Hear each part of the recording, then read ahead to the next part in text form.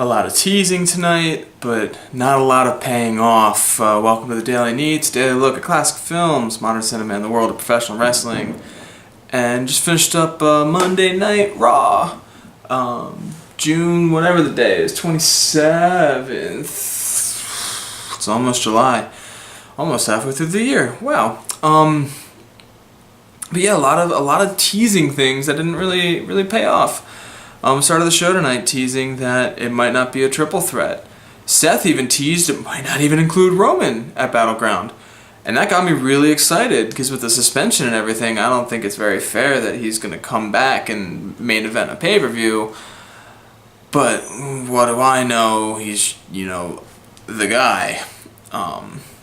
But Seth teased that maybe he shouldn't be in that match, and then AJ and Cena came out and teased maybe we will be in the match, which made me really excited because I've said before, I don't want this triple threat to be at Battleground. I want them to save it for SummerSlam at the very earliest, maybe even till Mania before they do this match. But it looks like they're going full force, they're going ahead, and they're gonna do it. Considering AJ and Cena both had to win matches to go into the match, and they thwarted each other's chances to make it. AJ did it first, obviously, he's the heel, and Cena retaliated at the end, although it was nice to see Cena run out and save another babyface. He doesn't do that. Other guys will come out and save him, but he won't save them, so it was nice for that, even though he's kind of continuing his feud with Styles. I'll let that go. Nice to see. Other thing they teased was a surprise return, a mystery. Miz came back. Good to see him back. I love his current gimmick, his Hollywood superstar, better than you, Intercontinental Champion. I love it. I think it's great. It's the best he's been in a long time. He comes back, is forced to defend his title, and I love that Corporate Kane came back and just rattled off the exact rule that states that the champion has to defend at least once every 30 days. I love that rule. Where was Kane when Nikki Bella held the title for 300 days and did not defend it 10 times?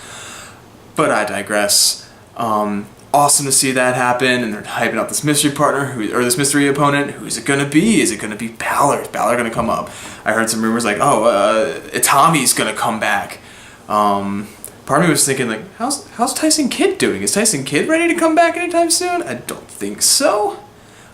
Randy Orton could come back, although I might actually know when he's coming back, and it wasn't tonight, but I can't say anymore. Who could it be? There's a lot of people that it could be, and it was just Kane.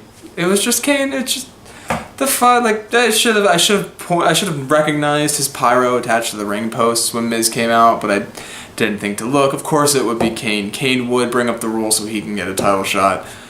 Whatever. Although I did like how Maurice put on a performance so good, even The Miz didn't recognize she was faking it to get him out of that title match, belt intact. Love those dirty, lazy, sleazy heel tactics. Love it. Works great for the character. His reaction when he found out was great. Love it. Love them. It works so well. Way better than The Miz was like a year ago even. Great work from them. Speaking of great work, there was a lot of really great subtlety tonight. For example, in the main event, Seth on commentary slowly siding more and more with Dean as the match goes on until the end. He's cheering and celebrating Dean's victory. Like, I loved that. It was great. Like, you could see the dichotomy in him and all that. Like the internal struggle with, I hate this guy and I don't want to see him win, but I need him to win. It was a great moment. I don't want to say great acting, because that was Sami Zayn and Kevin Owens in their Jericho segment. That was probably my favorite segment tonight. Just the emotion in their voices and in their eyes. At times it looked like both Kevin and Sami were going to cry. Like their promos and the story felt real to them. I believe that there is a little bit of, not animosity, but Kevin probably is a little bit upset that his best friend, his best man in his wedding, made it to the WWE before him. He probably really is upset. I'm sure they're still good friends behind the scenes when they're not in the ring, etc. But part of him has to feel that way. And Sami probably knows this, and part of him is mad at Owens for it. And I love this feud. This feud should last forever. It will not end in Battleground. I don't think it's going to end until Sami Zayn wins the world title off of Kevin Owens in WrestleMania 2 or 3 years down the line. Mark my words, that will happen in the future. And that will be the end of the story. But they're gonna long burn this. They're gonna have a match at Battleground and then go to separate brands, not see each other for a while, then run into each other maybe 6 months to a year down the line. But I really wanted them to add a stipulation though.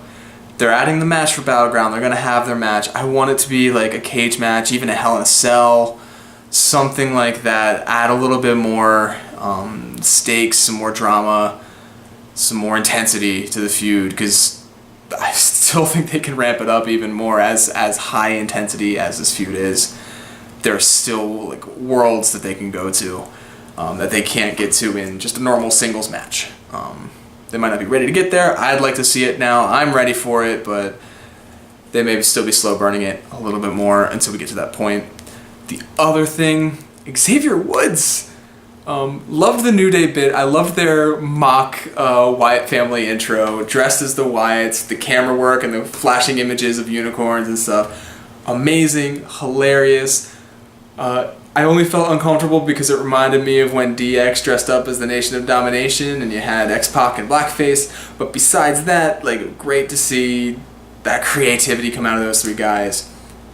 But the whole time they were in the ring, Xavier Woods just had that look in his eyes of, we shouldn't be doing this. This is going to suck for us in the end. We should stop this. And it was so subtle. It took me a few minutes to pick up on it, and he only had maybe like one line of dialogue that hinted towards it, and a little bit in the end when they're in the hallway when Renee's interviewing them. But I feel like you can feel the actual fear in Woods of the Wyatt family, and that's the kind of feud I want to see the Wyatts in. I want to see them scare people, because they haven't been scaring people in a while, and it's great. And I'm really interested to see where it goes. Any sort of I want the supernatural angle. I want the Papa Shango mind control, like goo fear angle. I want something crazy to happen. I want Xavier Woods to hit Big E with a trombone. You know, like something like that. I want to see Woods grow a beard and join the Wyatt family. I want to see where this goes. I'm really interested in this feud. It's really interesting because they're two completely different groups of characters, and they're blending in a way that really actually works for them. And I like it. I do.